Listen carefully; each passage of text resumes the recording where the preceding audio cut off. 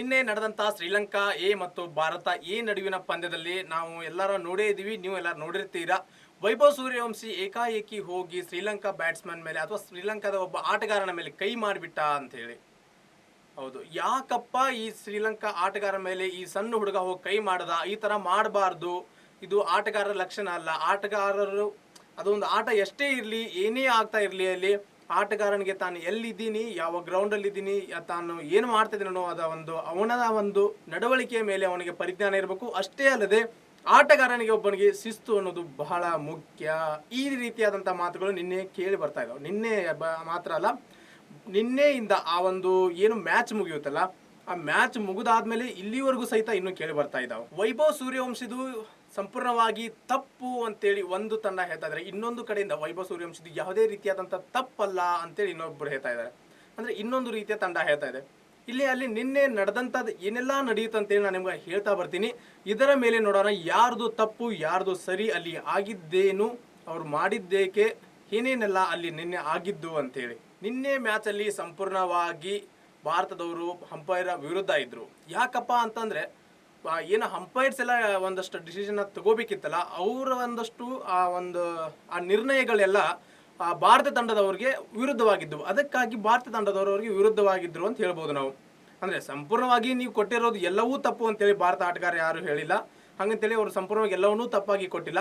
ಆದರೆ ಯಾವ ಒಂದು ಸಮಯದಲ್ಲಿ ಅವರು ಲೆಕ್ಕಾಚಾರ ಹಾಕಿ ಇದು ಸರಿನಾ ತಪ್ಪಾ ಅಂತೇಳಿ ಯೋಚನೆ ಮಾಡಿ ಕೊಡಬೇಕಿತ್ತಲ್ಲ, ಅಂಥ ಸಮಯದಲ್ಲಿ ಅಂಪೈರ್ಗಳು ಯಾವುದೇ ರೀತಿಯಾದಂಥ ಲೆಕ್ಕಾಚಾರಗಳನ್ನು ಹಾಕದೆ ನೇರವಾಗಿ ಅವ್ರಿಗೆ ಅನಿಸಿದ್ದನ್ನು ಕೊಡ್ತಾರೆ. ಅಷ್ಟೇ ಅಲ್ಲದೆ ಸಂಪೂರ್ಣವಾಗಿ ಅವರು ಒಂದಷ್ಟು ಅವರ ಒಂದು ನಿರ್ಣಯಗಳನ್ನು ನೋಡಿದಾಗ ಶ್ರೀಲಂಕಾದ ಪರವಾಗಿ ಇವರು ನಿರ್ಣಯವನ್ನು ಕೊಡ್ತಾ ಇದ್ದಾರಾ ಅಂತ ಅನಿಸುತ್ತೆ.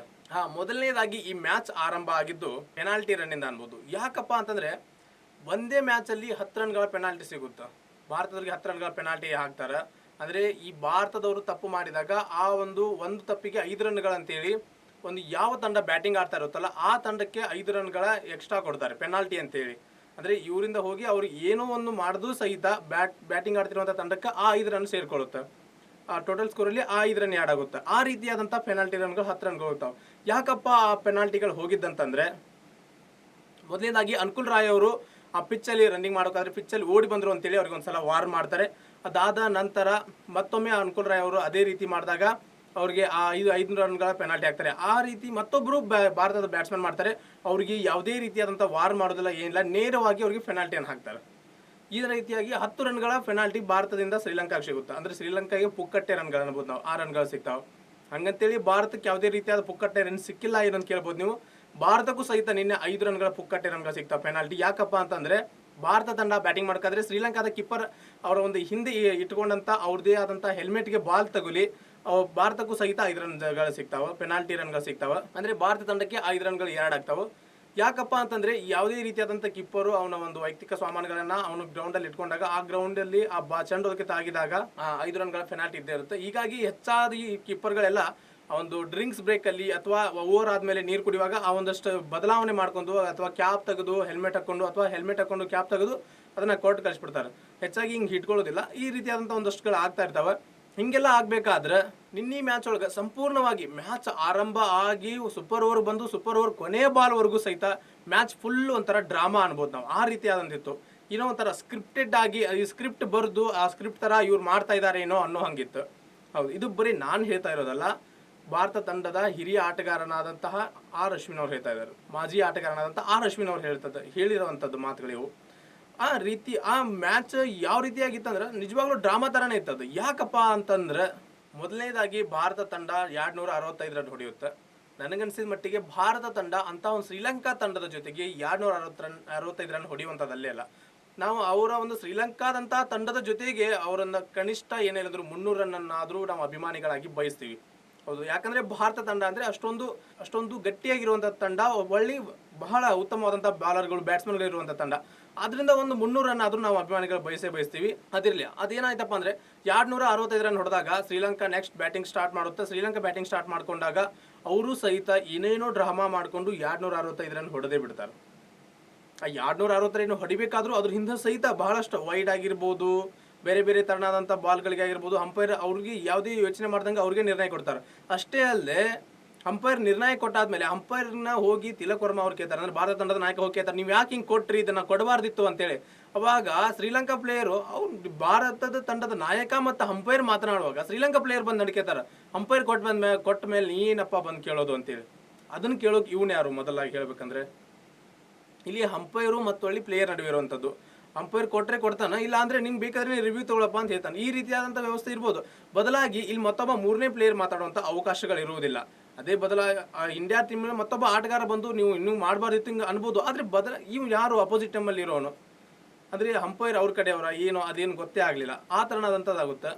ಅಷ್ಟೇ ಅಲ್ಲ, ಇನ್ನು ಮ್ಯಾಚ್ ಸೂಪರ್ ಓವರಿಗೆ ಬರುತ್ತೆ. ಮ್ಯಾಚ್ ಸೂಪರ್ ಓವರಿಗೆ ಬಂದಾಗ ಇಲ್ಲಿ ಶ್ರೀಲಂಕಾ ತಂಡದ ಆಟಗಾರದು ಮಸ್ಟ್ ಅಂದ್ರೆ ಭಾರಿ ಡ್ರಾಮಾ ಇಲ್ಲಿಂದ ಸ್ಟಾರ್ಟ್ ಆಗುತ್ತೆ. ಅವ್ರದ್ದು ಇನ್ನೂ ದೊಡ್ಡ ಡ್ರಾಮಾ.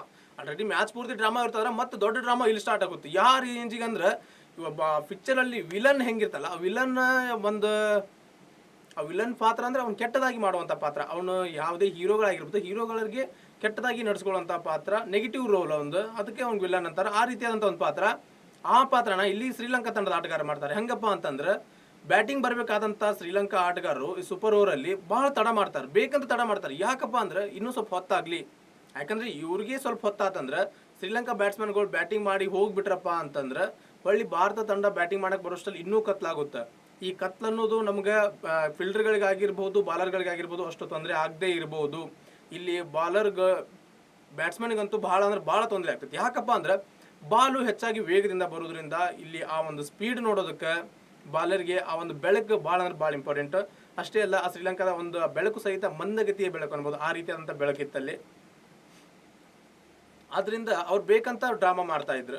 ಇನ್ನಿಷ್ಟೆಲ್ಲ ಆದ್ಮೇಲೆ ಇನ್ನು ಅವ್ರು ಪೂರ್ತಿ ಮ್ಯಾಚಿನ ತುಂಬಾ ಸಹಿತ ಅವ್ರು ಭಾರತದ ಪ್ಲೇಯರ್ಗಳಿಗೆ ಏನೇನಾದರೂ ಅಂತ ಬರ್ತಾ ಇದ್ರಂತ. ಇದನ್ನ ನಾನು ಹೇಳ್ತಿರೋದಲ್ಲ, ನಮ್ಮ ಭಾರತ ತಂಡದ ನಾಯಕರಾದಂಥವ್ರೇ ಆ ಒಂದು ಮ್ಯಾಚ್ ಆದ್ಮೇಲೆ ಆ ಪ್ರೆಸ್ ಕಾನ್ಫರೆನ್ಸ್ ಒಳಗೆ ಹೇಳ್ತಾರೆ. ಅವ್ರು ಮೊದಲೇ ಭಾರತ ತಂಡಕ್ಕೆ ಹಿಂಗೆಲ್ಲ ಮಾತಾಡ್ತಾ ಇದ್ರು. ಅದಕ್ಕೆ ಒಬ್ಬ ನಮ್ಮ ತಂಡದ ಆಟಗಾರ ವೈಭವ್ ಸೂರ್ಯವಂಶಿ ಅದಕ್ಕೆ ರಿಯಾಕ್ಟ್ ಮಾಡಿದಾರೆ ಅಂತ ಹೇಳ್ತಾರೆ. ಸೂಪರ್ ಓವರಲ್ಲಿ ಶ್ರೀಲಂಕಾದವರು 16 ರನ್ ಹೊಡಿತಾರೆ, ಭಾರತಕ್ಕೆ ಒಂದು 16 ರನ್ಗಳ ಟಾರ್ಗೆಟ್ ಬರುತ್ತೆ. ಅವಾಗ ಶ್ರೀಲಂಕಾದ ಬ್ಯಾಟ್ಸ್ಮನ್ಗಳು ಮೊದಲೇ ಲೇಟಾಗಿ ಬಂದಿದ್ರು. ಆಮೇಲೆ ಭಾರತ ತಂಡದ ಆಟಗಾರ ಬರ್ತಾರೆ, ಸೂರ್ಯವಂಶಿ ಅವರು ಸಹಿತ ಭಾಳ ಪ್ರಯತ್ನ ಮಾಡ್ತಾರೆ. ಕೊನೆಗೂ ಸಹಿತ ಯಾವುದೇ ರೀತಿಯಾದಂಥ ಆ ಒಂದು ವಿಫಲರಾಗಿ ಭಾರತ ತಂಡ 7 ರನ್ಗಳಿಂದ ಸೋಲುತ್ತೆ. ಅದರಲ್ಲೂ ಸಹಿತ ಈ ಒಂದು ಸೂಪರ್ ಓವರಲ್ಲೂ ಸಹಿತ ಒಂದು ನೋಬಾಲ್ ಕೊಡ್ತಾರೆ umpire, last ball height no ball ಅಂತೇಳಿ. ಅಲ್ಲಿ ಯಾವುದೇ ಥರನಾದಂಥ ಈ ನಾವು IPL ಅಲ್ಲಿ ಏನು ನೋಡ್ತೀವಲ್ಲ, ಆ ರೀತಿಯಾದಂಥ ಯಾವುದೇ ಒಂದು ಟೆಕ್ನಿಕಲಿ ಇರುವಂಥ ಯಾವುದೇ ಒಂದು ಹೈಟ್ ನೋಬಾಲ್ ಚೆಕ್ ಮಾಡುವಂಥದ್ದಾಗಲಿ ಏನೂ ಇರುವುದಿಲ್ಲ. ಡೈರೆಕ್ಟಾಗಿ ನೋಬಾಲ್ ಕೊಟ್ಬಿಡ್ತಾರೆ ಅಂಪೈರ್. ಅದು ಅಷ್ಟು ಹೈಟ್ ಇತ್ತು ಇಲ್ಲೋ ಅವ್ರು ಏನು ಅದನ್ನು ಯೋಚನೆ ಮಾಡೋದಿಲ್ಲ. ಅವ್ರು ಅಪೀಲ್ ಮಾಡಿದ ತಕ್ಷಣ ನೋಬಾಲ್ ಕೊಟ್ಬಿಡ್ತಾರೆ. ಆ ಒಂದು ನೋಬಾಲ್ ಅನ್ಬೋದು ನಮಗೆ ಆ ಒಂದು ಮ್ಯಾಚ್ ಟರ್ನ್ ಮಾಡೋದಕ್ಕೆ, ಆ ಒಂದು ಭಾರತ ಸೋಲೋದಕ್ಕೆ ಕಾರಣ ಅನ್ಬೋದು. ಮತ್ತೇನಷ್ಟೇ ಅಲ್ಲ, ಈ ಟೈ ಆಗೋ ಕಾರಣನೂ ಆ ಮೊದಲು ಅವ್ರು ಕೊಟ್ಟಿದ್ದಂಥ 10 ರನ್ಗಳ ಪೆನಾಲ್ಟಿ, ಆ 10 ರನ್ಗಳು ಸಹಿತ ಇಲ್ಲಿ ಕಾರಣ ಆಗಿದ್ದವು. ಇನ್ನು ಇಷ್ಟೆಲ್ಲ ಆದಮೇಲೆ ವೈಭವ್ ಸೂರ್ಯವಂಶಿ ಲಾಸ್ಟ್ ಬಾಲ್ ಯಾವುದೇ ಥರನಾದಂಥ ಅದನ್ನು ಕನೆಕ್ಟ್ ಮಾಡೋಕೆ ಆಗದೆ ಇದ್ದಾಗ ಕತ್ಲೂ ಆಗಿತ್ತು. ನಾವು ಅಷ್ಟಕ್ಕೂ ಆ ಒಬ್ಬ ಹುಡುಗನ, ಆ ಪ್ಲೇಯರ್ನ ನಾವು ನಿಂದಿಸೋದು ಸರಿಯಲ್ಲ. ಕತ್ಲು ಆಗಿತ್ತು, ಆದ್ದರಿಂದ ಆ ಹುಡುಗ ಕನೆಕ್ಟ್ ಮಾಡೋಕ್ಕಾಗಲಿಲ್ಲ. ಅವ್ನು ಇನ್ನೇನು ಸೋತೆ ಅನ್ಕೊಂಡು ಅವ್ನು ಪಾರ್ಟಿಗೆ ಅವ್ನು ಹೋಗ್ತಾ ಇದ್ದ, ಪೆವಿಲಿಯನ್ ಕಡೆ ಹೋಗ್ಬೇಕಾದ್ರೆ. ಅವಾಗ ಸ್ಟಾರ್ಟ್ ಆಗುತ್ತೆ ನೋಡ್ರಿ. ಪೆವಿಲಿಯನ್ ಕಡೆ ಹೋಗ್ಬೇಕಾದ್ರೆ ಈ ಶ್ರೀಲಂಕಾ ಆಟಗಾರ ಏನಿದಾರಲ್ಲ, ದೊಡ್ಡದಾಗಿ ಏನೋ ವರ್ಲ್ಡ್ ಕಪ್ಪೇ ಗೆದ್ದಿರೋರ ಥರ ದೊಡ್ಡದಾಗಿ ಸೆಲೆಬ್ರೇಷನ್ ಮಾಡೋಕೆ ಸ್ಟಾರ್ಟ್ ಮಾಡ್ತಾರೆ. ಸೆಲೆಬ್ರೇಷನ್ ಮಾಡಿದ್ರು ಅವ್ರ ಪಾರ್ಟಿಗೆ ಅವ್ರು ಮಾಡ್ತಿರ್ತಾರೆ, ಇವ್ರು ಪಾರ್ಟಿಗೆ ಹೋಗಿರ್ತಾರೆ. ಅದರಲ್ಲಿ ಒಬ್ಬ ಶ್ರೀಲಂಕಾ ಪ್ಲೇಯರು ಏನೋ ಒಂದು ಅಂತಾನ. ಆದರೆ ನಮಗೆ ಗೊತ್ತಿರುವ ಹಾಗೆ ಕೆಲವೊಂದಷ್ಟು ವರದಿ ಆಗಿದ್ರ ಪ್ರಕಾರ ಎಲ್ಲ ಮ್ಯಾಚು IPL ಅಲ್ಲ, ಇದು IPL ಅಲ್ಲ, IPL ಅಲ್ಲಿ ಅಷ್ಟೇ ನಿಂದ ಹವಾ, ಅಲ್ಲಿ ಅಷ್ಟೇ ಮೆರೆಯೋದು, ಈ ಥರ ಏನೋ ಅಂತಾನಂತ. ಅದಕ್ಕೆ ಪ್ರತ್ಯುತ್ತರವಾಗಿ ವೈಭವ್ ಸೂರ್ಯವಂಶಿ, ಇದು ನಂದೇನು ಅಂತೆ ಅಲ್ಲ, ಇದು ನನ್ನ ಮೊದಲ ಮ್ಯಾಚ್, ಇದು ನನ್ನ ಫಸ್ಟ್ ಮ್ಯಾಚ್, ಇನ್ನೂ ಐತಿ ಅಂತ ಹಿಂಗೆ ಅವನು ಸೂರ್ಯವಂಶಿ ಏನೋ ಕೊಡ್ತಾನೆ.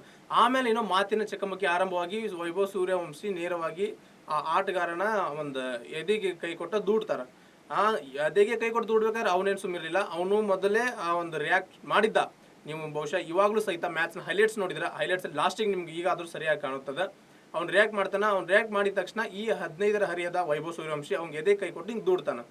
ಅಷ್ಟರಲ್ಲಿ ಆ ಒಂದು ಭಾರತ ತಂಡದ ಇನ್ನೊಬ್ಬ ಪ್ಲೇಯರ್ ಆಗಿರ್ಬೋದು, ಮತ್ತು ಅಷ್ಟೇ ಅಲ್ಲದೆ ಶ್ರೀಲಂಕಾ ತಂಡದ ಹಿರಿಯ ಆಟಗಾರರು ಮತ್ತು ಕೀಪರ್ ಬಂದು ಈ ಒಂದು ಮಾತಿನ ಚಕಮಕಿಯನ್ನು ಮುಗಿಸ್ತಾರೆ. ಆದರೆ ಇಷ್ಟೆಲ್ಲ ಆದಮೇಲೂ ಸಹಿತ ವೈಭವ್ ಸೂರ್ಯವಂಶಿ ಅವ್ನಿಗೆ ಬೈತಾ ಹೊರಗೆ ಬರ್ತಾನೆ. ಮೊದಲೇ ಸಣ್ಣ ಹುಡುಗ, ಬಿಸಿ ರಕ್ತ, ಅಷ್ಟೆಲ್ಲ ಬಿಯಾರಿ ಹುಡುಗ, ಕೇಳಿ ಇದೆಲ್ಲ ಅವ್ನು ಬೈಕೊಂತ ಸೈಡಿಗೆ ಬರ್ತಾನೆ, ಅಂದ್ರೆ ಪೆವಿಲಿಯನ್ ಕಡೆ ಬರ್ತಾನೆ.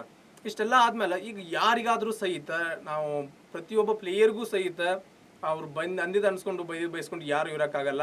ನಾವು ಇದೇ ರೀತಿಯಾದಂಥ ಮ್ಯಾಚ್ಗಳನ್ನ ಹಿಂದೆ ಏನಾದ್ರು ಆಡಿರ್ಬೋದು ಭಾರತ ತಂಡದವರು, ಆದರೆ ನಾವು ಇತ್ತೀಚಿನ ಮ್ಯಾಚ್ಗಳಲ್ಲಿ ಯಾವಾಗ ವಿರಾಟ್ ಕೊಹ್ಲಿ ಅವ್ರ ಕ್ಯಾಪ್ಟನ್ಸಿ ಬತ್ತು ಮತ್ತು ವಾಪಸ್ ನಾವು ಸೌರವ್ ಗಂಗೂಲಿ ಅವರು ಇದ್ದಾಗ ಅವಾಗೆಲ್ಲ ನಾವು ನೋಡ್ತಾ ಬಂದಿದ್ದೀವಿ ಯಾವುದೇ ರೀತಿಯಾದಂಥ ಈ ಒಂದು ಅಣಿಸ್ಕೊಂಡು ನಾವು ಮಾಡಿದ್ದನ್ನ ಮಾಡಿಸ್ಕೊಂಡು ಬರುವಂಥ ಆಟಗಾರರು ಯಾವುದೇ ಥರನಾಗಿ ಭಾರತ ತಂಡದಲ್ಲಿ ಈಗಿಲ್ಲ. ನೀವು ಏನಕ್ಕೆ ಕೊಡ್ರಿ ತಗೋರಿ, ಏನು ನಾವು ಗೋಡೆಗೆ ಚೆಂಡು ಹೋಗಿದಾಗ ಯಾವ ರೀತಿಯಾಗಿ ಹೋಗಿದ್ದೀವಿ ಅದೇ ರೀತಿಯಾಗಿ ಸ್ಪೀಡಲ್ಲಿ ಬರ್ತಂತಾರಲ್ಲ, ಭಾರತ ತಂಡದ ಆಟಗಾರರು ಸಹಿತ ಅದೇ ದಾರಿಯಲ್ಲಿ ವೈಭವ್ ಸೂರ್ಯವಂಶಿ ಅವರು ಹೋಗಿದ್ದಾರೆ ಅಂತ ಅನ್ಬೋದು. ಆದರೆ ಅವರು ಮಾಡಿದಂಥ ಎಲ್ಲದನ್ನೂ ನಾವು ಸರಿ ಅಂತ ಅನ್ಕೊಳ್ಳೋ ಬದಲಾಗಿ ಆಟಗಾರನಾಗಿ ಅವರಿಗೆ ಸ್ವಲ್ಪ ಒಂದಷ್ಟು ಶಿಸ್ತು ಇರಬೇಕಿತ್ತು. ಆದರೆ ವಯಸ್ಸು ಒಂದಷ್ಟಂಗೆ ಮಾಡಿರುತ್ತೆ, ಸಣ್ಣ ವಯಸ್ಸು ಅದಕ್ಕಿರ್ಬೋದು. ಈ ಒಂದು ಎಲ್ಲ ನೋಡಿದ ಬಳಿಕ ವೈಭವ್ ಸೂರ್ಯವಂಶಿ ಅವ್ರದ್ದು ತಪ್ಪಿತ್ತ ಅಥವಾ ಶ್ರೀಲಂಕಾ ಆಟಗಾರರ ತಪ್ಪ? ಶ್ರೀಲಂಕಾ ಆಟಗಾರರು ಸಂಪೂರ್ಣವಾಗಿ ಮಾಡಿರೋದು ಡ್ರಾಮಾ ಅಂತ ನಿಮ್ಗೆ ಅನಿಸುತ್ತಾ, ಅಥವಾ ಅವರು ಏನೋ ಒಂದು ಅಚಾನಕ್ ಮಾಡಿದ್ದ, ಅಥವಾ ತಡವಾಗಿ ಬಂದು ಆಟ ಆಡೋದು ಮತ್ತೆ ಆ ಅಂಪೈರ್ಸ್ಗಳೆಲ್ಲ ಕೊಟ್ಟಿರೋದು, ಇದ್ರ ಬಗ್ಗೆ ಎಲ್ಲ ನಿಮ್ಗೆ ಏನು ಅನಿಸುತ್ತಾ ಕಮೆಂಟ್ ಮಾಡಿ ತಿಳಿಸ್ರಿ. ನಮಸ್ಕಾರ.